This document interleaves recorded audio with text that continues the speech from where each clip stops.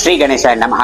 జ్యోతిష శాస్త్ర సూత్రాల ప్రకారం చూసినట్లయితే చంద్ర భగవానుడు మన జీవితంలో జరిగే ప్రతి ఎమోషన్స్ కి కానివ్వండి, ఫీలింగ్స్ కి కానివ్వండి, ముఖ్యంగా క్యాష్ ఫ్లోకి కారకుడు అవుతాడన్నమాట. అంటే మన దగ్గర డబ్బు ఏ రకంగా వస్తుంది, ఏ విషయాలకి ఖర్చు పెడుతున్నాం అనే విషయాలకి కారకుడు అవుతాడు. అంతేకాకుండా తల్లికి సంబంధించిన కారకుడు, జీవితంలో ఎడ్యుకేషన్ కి సంబంధించిన కారకుడు కూడా చంద్ర భగవానుడు అవుతాడు.